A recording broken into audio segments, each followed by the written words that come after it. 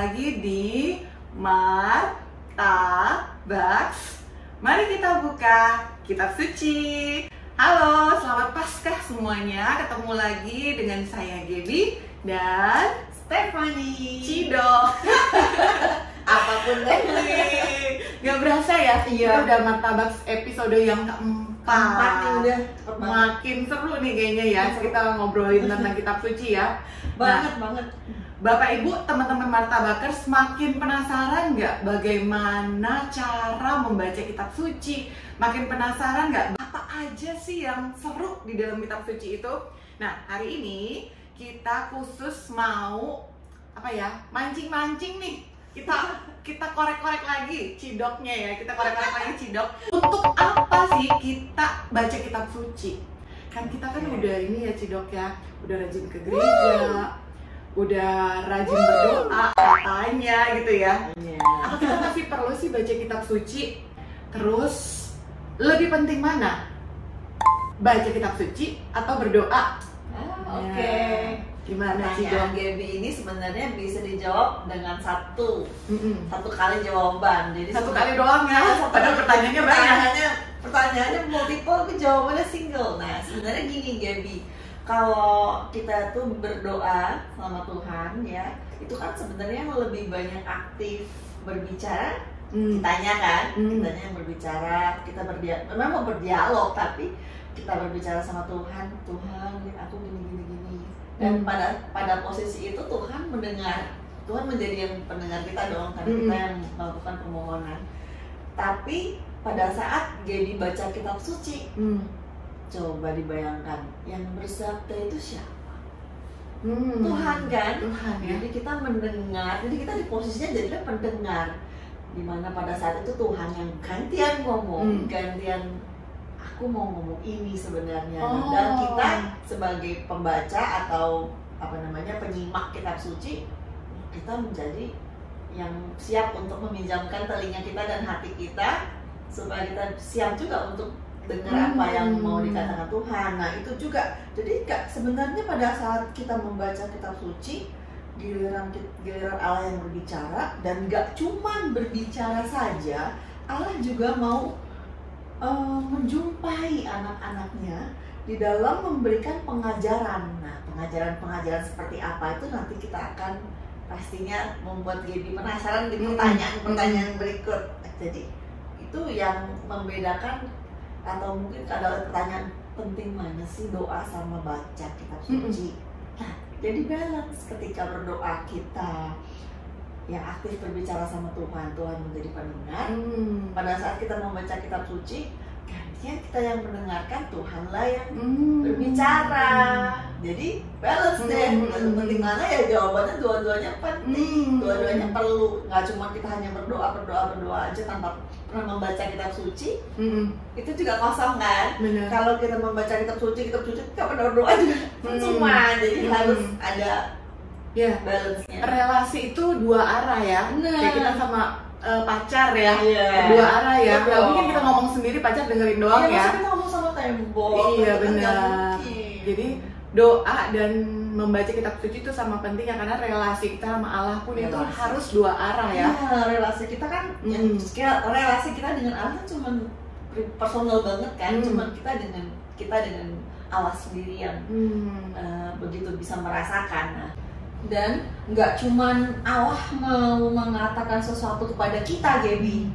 Lebih dari itu sebenarnya, ketika kita membaca kitab suci itu, Tuhan mau menjumpai anak-anaknya untuk memberikan pengajaran iman, dan akhirnya memberikan sumber kekuatan. Terus ada juga inspirasi ketika kita membaca kitab suci ini, kita bisa mengerti dan akhirnya mempraktekannya dalam kehidupan kita sehari-hari. Nah, kalau dalam bahasa kerennya zaman sekarang, pelaku firman. Ingat nggak yang dikatakan sama Santo Yakobus dalam salah sebuah suratnya itu ya? Tetapi hendaklah kamu menjadi pelaku firman dan bukan hanya pendengar saja. Sebab jika demikian, kamu menipu diri sendiri. Pelaku firman ya. Jadi jangan hanya baca tetapi dilakukan berarti ya. Karena kalau sabda itu hanya tinggal didengar dan dirasakan tapi tanpa ada actionnya, ya itu belum full namanya. Dan tidak bermakna jadinya ya. Hanya kata-kata aja jadinya. Benar, belum sampai tujuannya tuh. Nah jadi tapi keren juga ya berarti ya kalau kayak ngomongin relasi tadi. Berarti Alkitab itu seperti semacam surat cinta dari Bapa ya. Exactly, that was memang Alkitab ini serangkaian surat cinta Tuhan kepada manusia. Makanya kata-katanya indah ya. Indah semua. Gitu. Jadi jangan ini ya kalau misalkan kalian martabakers ini lagi galau, lagi lagi nggak tahu mesti gimana, ini semua sebenarnya udah ada jawaban di sini nih, ya kan? Betapa bahagianya ya setiap pagi bangun, setiap hari bangun kita udah dapat surat cinta gitu ya. Setiap hari baca, setiap hari ada bagian-bagian yang kita harus baca gitu. Benar. Nah kalau itu tadi pertama alasannya biar kita dapat surat cinta terus setiap hari dari Tuhan. Kira-kira apa lagi Steph yang memotivasi kita untuk apa kita membaca kitab suci? Jadi kalau pertanyaan lo kayak gitu tuh ya, coba deh lu bayangin lo tuh lagi mau traveling naik pesawat. Paling takut tuh naik pesawat. Takut banget. Kirain lagi kirain selama masa pandemi udah untung nih nggak naik pesawat ya. Nah di situ kan begitu lo masuk duduk tuh ada kartu ya yang ada gambarnya, safety instruction gitu ya. Benar banget. Jadi petunjuk keselamatan, di kantung kursi, dan lo harus tidak-tidaknya melihat membaca itu pada saat akan lepas landas. Dan segitu pentingnya instruksi itu sehingga pada saat yang bersamaan akan didemokan kan ada pramugari yang mendemonstrasikan untuk supaya dilakukan. Nah itu baru soal pesawat, transportasi. Dan bagaimana dengan kita yang sedang dalam perjalanan hidup, perjalanan hidup spiritual, rohani kita ini ya. Kita juga perlu petunjuk keselamatan rohani, ya kan? Dari siapa? Dari Allah sendiri dong sebagai penyelenggara hidup ini.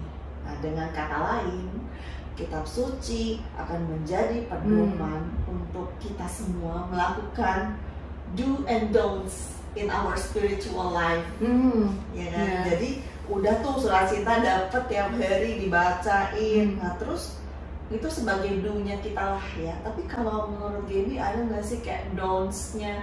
Kalau dalam kitab suci pasti kan selain mendapatkan surat cinta atau wejangan, pasti kan ada kayak petunjuk apa yang sebaiknya kita nggak usah atau nggak boleh kerjain gitu. Ada do's and don'ts-nya ya. Iya.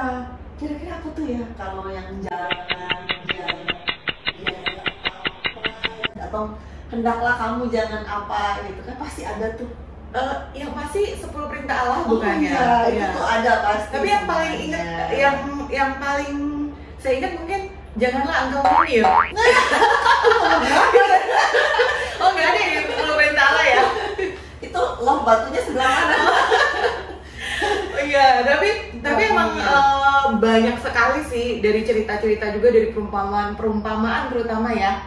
Dan itu sangat relate sama kehidupan kita sehari-hari kan ya. Dan Tuhan bukan hanya bilang jangan, tapi dikasih juga perumpamaan kalau kita melakukan itu konsekuensinya apa. Itu udah menyiratkan ya bahwa hendaklah kamu menjauhi apa ya kan, mau nggak mau kayak gitu ya. Sebenarnya sih kalau soal-soal nyinyir ya pasti di kitab suci udah banyak juga ya. Nggak cuma zaman now, tapi ternyata sudah dari zaman Yesus juga banyak ya. Ternyata bukan cuma ibu-ibu yang kasih sen kanan tapi belok kiri doang kan, yang kayak dari dulu juga tidak ada gitu. Ternyata sudah terjadi. Nah, jadi kalau tadi kita ngomongin surat Alkitab adalah surat cinta dari Allah. Nah, di situ ada do's and don't. Nah, kalau kita udah dikasih tahu nih dari Allah seperti itu, ada apa ya? Di situ ada encouragement juga dari Allah, ada do's and don't. Nah, kira-kira dalam relasi itu kita harus sikap kita bagaimana kan ya. Kadang kita baca tapi nggak terima gitu, kita ngeyel gitu kan ya. Nah, kita udah tahu kebenarannya apa, tapi kita masih ngeyel. Dan tadi yang kata Stephanie, kita tidak menjadi pelaku firman-Nya. Itulah mengapa saat kita lepas landas, ya itu agak macet-macet dikit gitu ya, turbulensinya banyak ya. Banyak tuh. Geser kanan, geser kiri, zigzag kali ya. Seringkali kita sudah tahu, kita sudah baca, tapi kita tidak menjadi pelaku firman-Nya. Itu yang membuat ya tadi seperti itu. Wah ya. Nah, jadi yang paling penting sebenarnya kitab suci itu, Romo Michael udah pernah singgung ya. Kitab suci itu adalah alat pengajaran yang suci. Kitab suci itu kan mau nggak mau mendidik kita dalam kebenaran. Makanya dia disebut alat pengajaran yang suci dong. Gitu. Sebenarnya kita nggak usah susah-susah ya sebenarnya ya. Kadang mencari the purpose of life itu seperti apa. Kita galau, kita healing gitu ya, healing jauh-jauh sampai kemana-mana gitu. Padahal sebenarnya sangat dekat ya. Asalkan kita mau mendengar dan kita mau melakukan. Iya benar. Gitu Jadi ya. Daripada sibuk-sibukin diri buat gimana caranya healing atau self diagnosis, mendingan healingnya in God aja. Baca kitab suci udah paling ampuh deh. Benar. Nah, ngomongin baca kitab suci lagi ya. Menurut lo setuju nggak nih kalau ada statement bahwa orang Katolik itu malas baca kitab suci? Setuju nggak? Pertanyaannya menjebak sekali ya teman-teman. Jadi kalau gue ditanya tuh, dengar-dengar orang Katolik itu males ya, nggak tahu kitab suci, bahkan isinya apa aja. Nah, well sebenarnya in my personal opinion, pernyataan itu tuh nggak sepenuhnya benar atau nggak sepenuhnya keliru, karena itu berupa paling aman nih jawabannya nih, paling aman. Nggak sepenuhnya benar, nggak sepenuhnya salah ya. Nah, tapi ada alasannya nih kenapa gue ngomong seperti ini.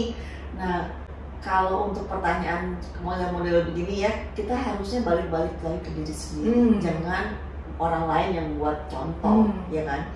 Nah, gue tuh Gaby dulu termasuk orang yang nggak kenal kitab suci itu apa. Walaupun sudah baptis bayi Katolik, tapi dalam perjalanan menjadi orang Katolik tuh porsi membaca kitab suci itu, kitab sucinya cuma dari pajangan lemari aja, nggak dibuka-buka, bersih, nggak ada stabilnya. Kalau sekarang udah lumayan ya, coba. Sekarang udah lumayan tuh, udah ada stabilonya kan ya. Nah itu, jadi pada saat itu ada suatu masa di mana gua memutuskan untuk berkat dorongan dari orang terdekat juga ya, udahlah ikut yuk belajar kitab suci yuk, walaupun mungkin bukan yang berupa kursus formal gede-gede gitu, tapi ada tematis gitu, tema-tema tertentu. Jadi pada saat itu udahlah saya gue daftar lah. Pada saat masuk belajar tuh, wah ternyata menyenangkan, enak, seru gitu ya. Seru, ditambah mungkin memang faktor metode pengajarnya juga kena gitu ya. Pada saat itu pulang dari pengajaran pertama, rasanya kepengen tahu lagi, pengen datang lagi di kesempatan berikutnya, karena memang kan mereka beberapa pertemuan dalam beberapa bulan gitu. Dari situ meningkat terus.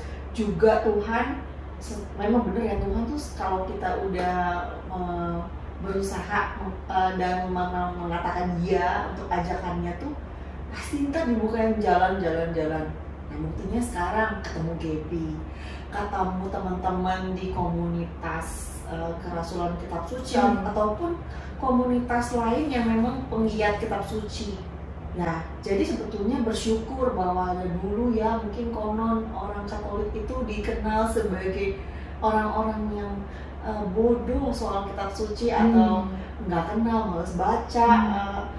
Emang ada ya kitab ulangan atau bilangan misalnya di dalam kitab suci, mereka nggak tahu. Tapi dengan adanya berbagai kemudahan, sarana belajar secara daring maupun offline atau mungkin langsung tatap muka, juga banyak sekali kesempatan orang untuk dapat renungan harian gitu kan di WhatsApp atau di mana kan banyak. Jadi kita patut bersyukur kalau minat orang Katolik sekarang jauh lebih bagus, jauh lebih oke. Banyak sekali teman-teman kita yang juga sahabat-sahabat Martabakers ini, saya yakin juga pasti mendalami kitab sucinya sudah pada jago, sudah pada ini banget deh. Saya acungin jempol buat semua Bapak Ibu, teman-teman yang memang selalu setia ikut kursus kitab suci ataupun pengajaran-pengajaran. Buktinya setiap bulan nonton Martabak kan? Buktinya kita hadir setiap bulan untuk menemani Anda semua ini. Untuk lebih mencintai kitab suci. Nah, Steph, mungkin ya kalau dibilang orang Katolik tuh banyak yang masih malas kitab suci. Sebenarnya dari opiniku pribadi ya, sebenarnya bukan malas. Kita ini sangat rendah hati sebenarnya. Saking rendah hatinya sampai malah jadi dikatakan malas buka kitab suci, karena kita masih menganut prinsip mungkin kita akan salah persepsi atau salah mengartikan apa maksud dari kitab suci. Kita hanya mau mendengar bacaan itu dari misa di gereja, lalu untuk baca sendiri di rumah itu kita merasa belum pantas, takut salah. Nah, makanya di sini tugas kita, Steph, dari tim KKS, bener nggak? Di setiap paroki itu pasti ada kerasulan kitab suci. Nah, di situ kita juga ada seksi-seksi dan subseksi sebagai tools yang sangat membantu umat tuh. Banyak sih cara-cara. Kalau tadi Stephanie bilang pertama ikut seminar gitu ya, seminar rohani dan pulang dengan berkobar-kobar.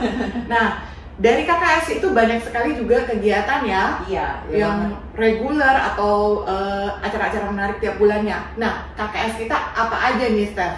Wah, kalau dibilang di Santo Matias Rasul ini ya, seksi kerasulan kitab sucinya itu banyak banget kegiatannya sebenarnya. Ya, jadi pertama-tama kita nih seksi KKS ini hadir untuk mendampingi umat-umat sekalian, sahabat-sahabat Martabakers, supaya bagaimana caranya sudah mencintai, mencoba lebih dekat, meresapkan, dan akhirnya menjadikan kitab suci ini sebagai bagian yang nggak terpisahkan dalam hidup kita.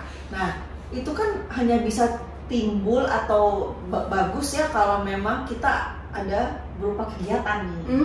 Yang pasti kalau di KKS itu selain kami regularly ada sosialisasi tentang pertemuan bulan kitab suci nasional, juga ada sosialisasi tentang pertemuan aksi puasa pembangunan yang barusan kita lewati. Nah, kemudian ada juga kegiatan-kegiatan penunjang lainnya.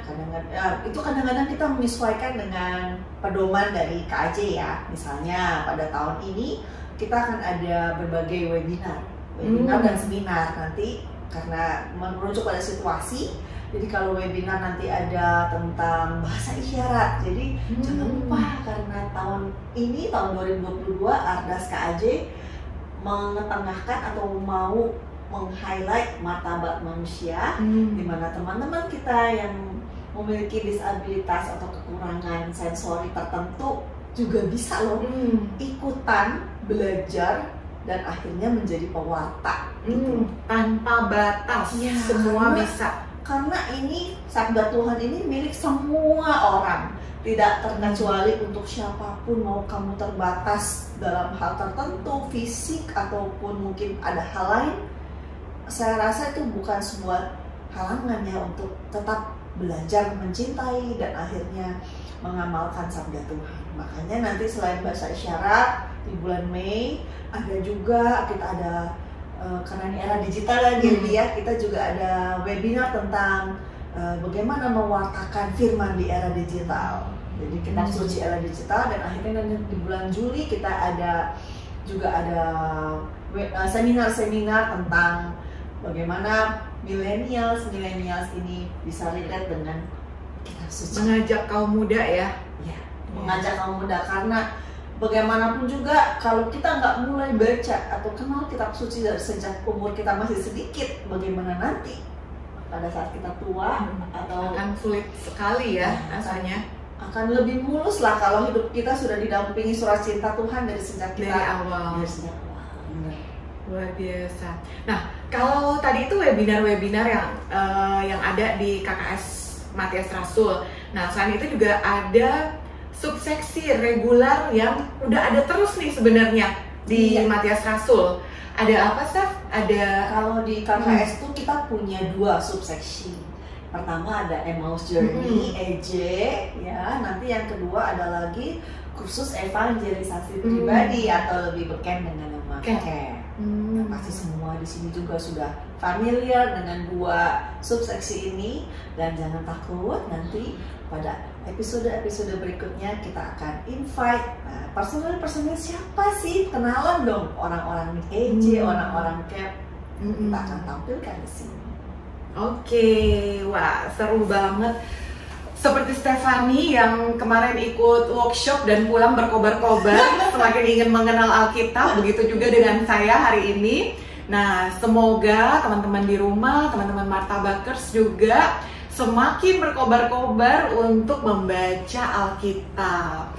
Nah, jangan lupa kita ketemu di episode selanjutnya bulan depan dengan bintang tamu yang lebih menarik lagi. Tadi udah ada bocorannya, kita akan ngobrol sama dari perwakilan EJ ataupun CAP. Nah, kita akan belajar bagaimana, kita akan sharing bagaimana mereka membaca kitab suci, mengenal Allah lewat kitab suci dengan cara mereka. Nah, Bapak Ibu terima kasih udah join.